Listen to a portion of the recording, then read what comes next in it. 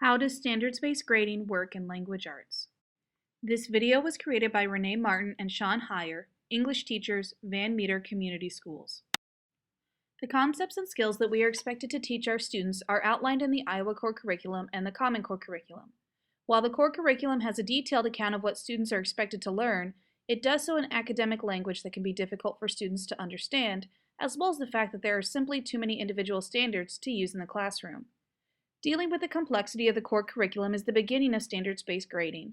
In language arts, we have to take the items identified in the core curriculum and translate them into measurable, descriptive language that students can understand. In the same process, the individual skills and concepts need to be narrowed and organized into manageable standards that can be used in a classroom in an effective way without becoming overwhelming. By dividing some of the standards between the grades, we made sure all standards could be covered in a quality manner. However, the content of some of the standards is essential in all English language arts classes.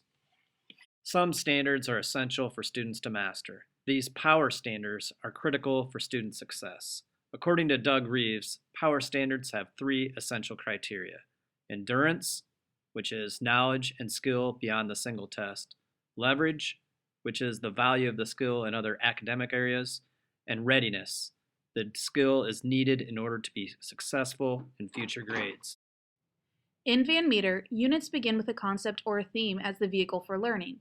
The literature or writing is the source of information, and the standard is the skill or knowledge to be acquired and assessed during the unit. For example, the unit may be ethics, what factors into the decisions we make. Various types of literature and informational texts would then be used, and the standards are taught as learning targets within the exploration of the learning. In order to help students understand the skill required, we create daily learning targets to specify skills and knowledge to be acquired by students. Learning targets, written in student-friendly language, describe the specific task with the skill or knowledge of the standard embedded within it. This way, students know exactly what is expected of them.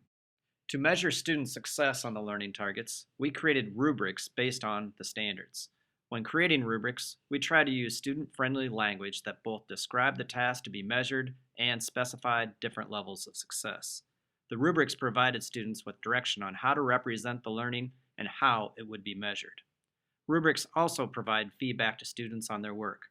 So instead of being a tool merely to assess learning, they also facilitate future learning experiences. Once your standards and rubrics are in place, you begin to bring more flexibility into your classroom. Standards-based grading is a system that invites differentiation and creativity in a way that traditional grading cannot.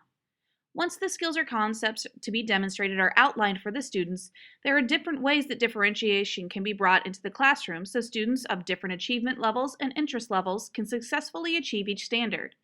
When the focus turns from the specific type of product that a student must produce to allowing students to show that they've learned a particular learning target through their choice, you begin to see more motivation and creativity than ever before. Standards help students to focus on what they need to show for learning for that particular assessment. Instead of focusing on 6 or 7 points, they can focus on the 1 to 3 that are being graded against the standards. This helps with focusing your feedback as well, but it can be frustrating.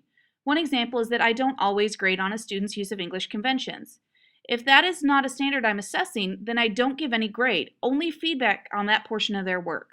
As long as you give feedback appropriately, it should help the students to see where they can improve for the next assessment.